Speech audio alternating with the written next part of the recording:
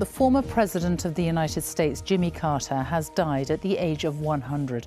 He was the longest living former US president. He served in the White House from 1977 to 1981, a Democrat who first entered politics in the 1960s. He only served for one term, but followed his presidency with a career that included winning the Nobel Peace Prize for his humanitarian work. From Washington, Gary O'Donoghue looks back at his life. As a candidate and as a president, I'll never tell a lie. It was that sincerity and passion that propelled Jimmy Carter to the presidency. Leaving a naval career, he took over the family business in the Deep South. Growing peanuts made him rich. Turning to politics, he served one term as governor of Georgia before taking an underdog run at the presidency. My name is Jimmy Carter, and I'm running for president.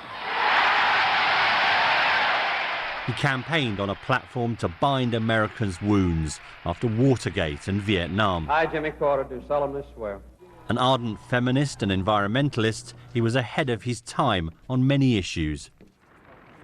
And in 1979, an iconic moment, joining hands with Israel's Prime Minister Menachem Begin and Egypt's Anwar Sadat, sealing the Camp David Accords. It was his finest achievement.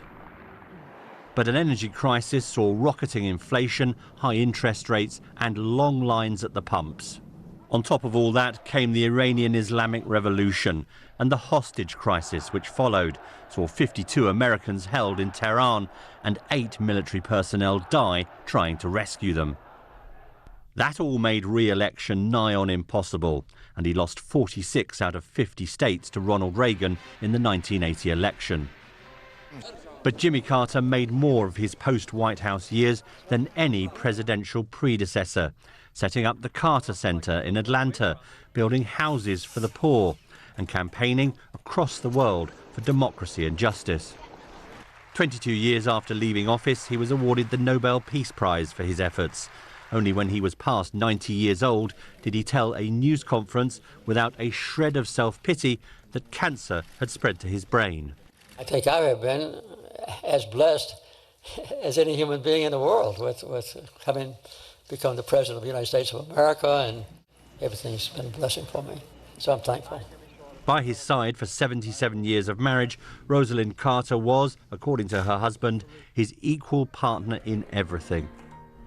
He made a rare public appearance from hospice care when she died.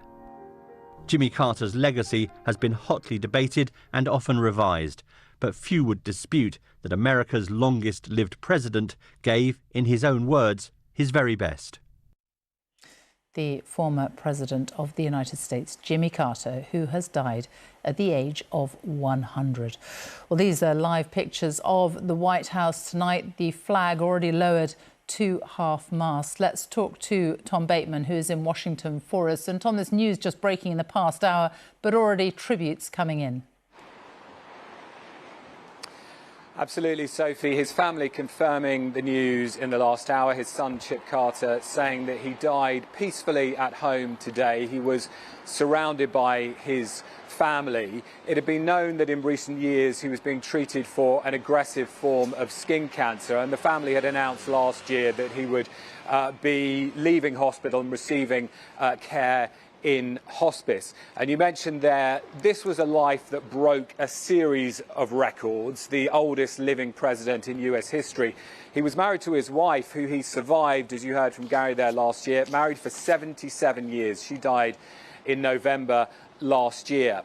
In terms of his legacy, I expect in the coming hours we'll have statements from President Biden, President-elect Trump, and many others about the impact he made on this country, not just during his one-term presidency in the late 1970s, but also in the 4 decades of work that he did and dedicated to public service after that. I think his presidency itself will largely be remembered for a series of crises at home. It was a period of stagflation. Many Americans remember long lines at petrol stations in this country, and also a series of emergencies abroad, including the storming of the US Embassy in Tehran and the taking of American hostages there in the late 1970s, a crisis that lasted over a year and a half, and in which he was involved in a botched rescue attempt in 1980. But I think the signature achievement and the legacy of Jimmy Carter will be around the Camp David Accords, a historic peace between Israel and Egypt, the first country to recognise and do a peace deal with the Israelis back in the late 1970s. Both Menachem Begin of Israel and Anwar Sadat of Egypt, of whom Jimmy Carter was shuttling between at Camp David at the time, got the Nobel Peace Prize, as did Jimmy Carter many decades later.